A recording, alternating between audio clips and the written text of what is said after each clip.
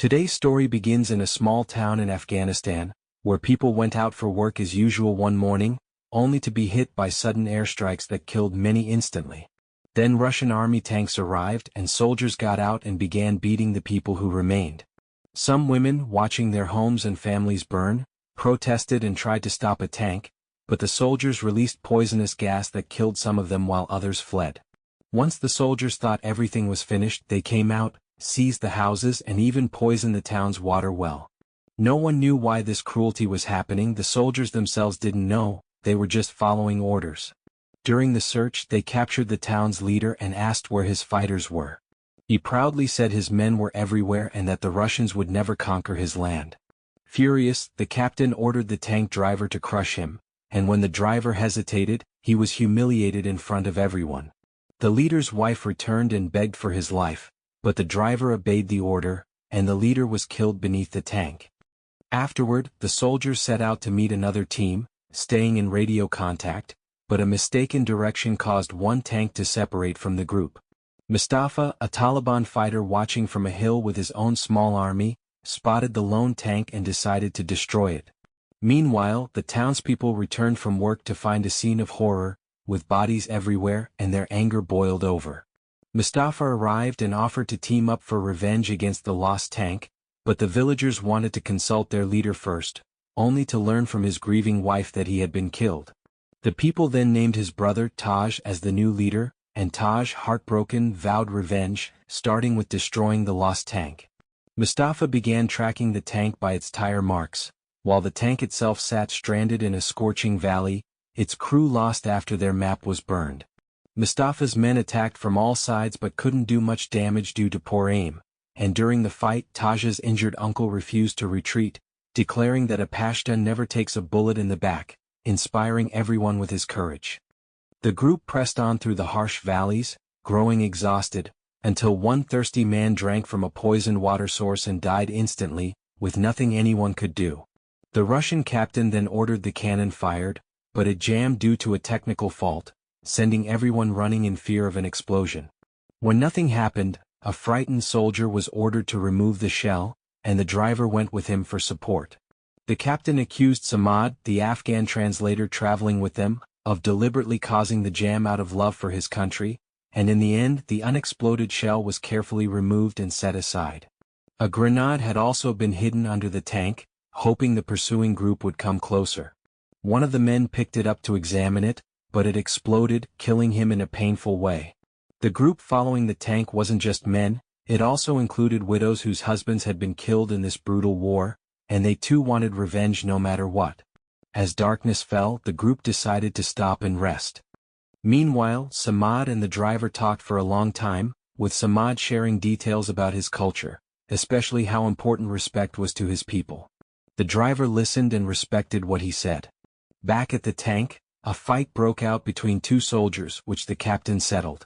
When the driver tried to write about this incident in his report, the captain stopped him. He didn't want to look bad if the report ever got out, so he tore it up.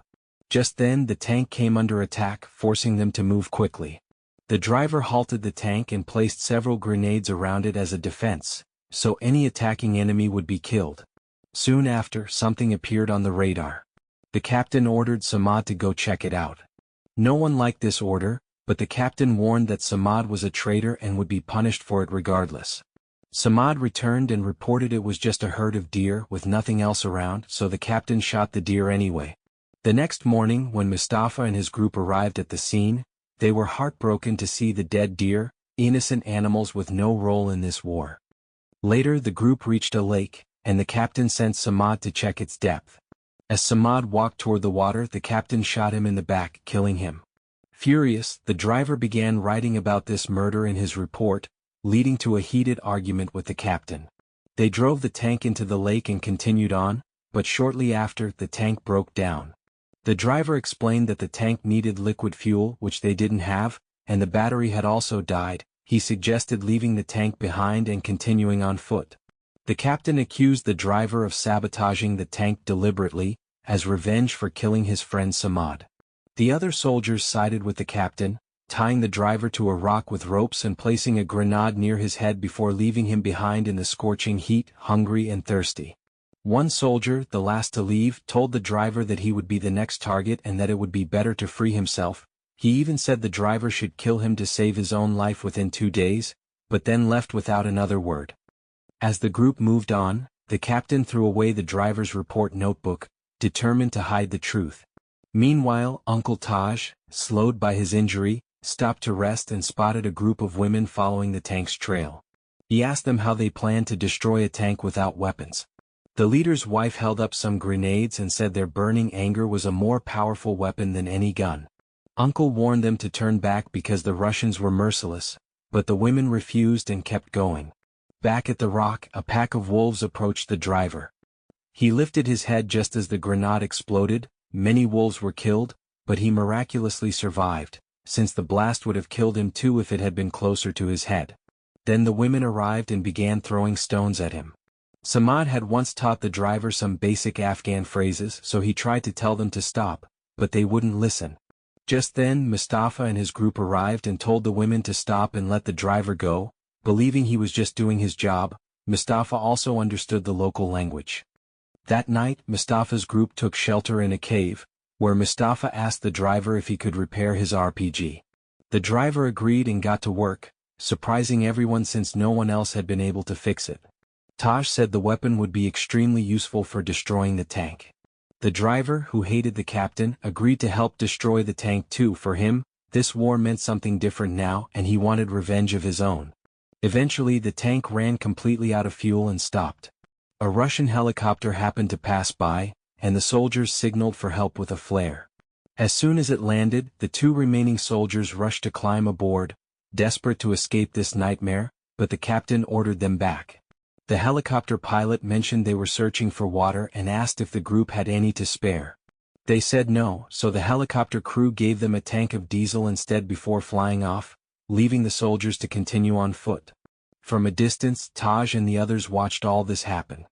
They were relieved that the captain hadn't simply abandoned the tank, otherwise their plan for revenge would have been ruined. The driver told them there was a dead-end path ahead, the perfect place to trap the tank for good. That's why everyone started moving fast, taking a shortcut, walking through the entire night without stopping. The tank's engine temperature kept rising dangerously, but the captain refused to stop. The next morning they found a pond where they could get water. Nearby they spotted their helicopter. Its entire crew was dead. This was the very same pond that had been poisoned earlier, the trap meant for Mustafa and the villagers. The captain felt a strange disappointment seeing his own men dead this way. Then Mustafa's group arrived. They tried turning on the tank's engine, but it wouldn't start. They tried the machine gun, but it had no bullets left. They fired the cannon instead, but the shells kept landing in the wrong spots, sparing the tank each time. Then the driver picked up the RPG and fired it. The missile struck the top of the tank and broke it open, but the people inside weren't badly hurt. At that moment, Mustafa's group spotted the helicopter and decided they no longer needed to climb onto the tank. The captain still refused to come out. Instead, he handed 2 grenades to his remaining men and told them to use them to end their own lives. He pulled the pin on his own grenade and sat down ready to die, but one of his companions grabbed the grenade from his hand and put the pin back in. Meanwhile, the driver noticed oil leaking from the tank. He threw a burning cloth onto it, and the resulting fire forced all 3 men to climb out. The moment the women and the rest of the group saw them, they rushed forward. The captain and his 2 soldiers begged for their lives. There's a tradition in Afghanistan that if someone begs for mercy out of fear, no matter how great an enemy they are, they must be spared. So the group had no choice but to let them go, though the women were furious, since they still wanted revenge and now had to watch their enemies walk free.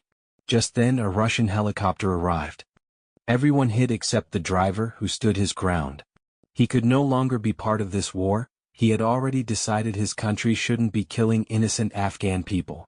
In the final moment, the 3 soldiers reached the very spot where their journey into this nightmare had begun, the same wrong turn that started everything. Suddenly the women appeared again, led by the leader's wife. She couldn't bear to let her husband's killer escape. She picked up stones and killed the captain herself. With that, her heart finally found peace while the other 2 soldiers fled. And that's how the story ends. If you liked the story, don't forget to like the video, subscribe to the channel, and thank you for watching.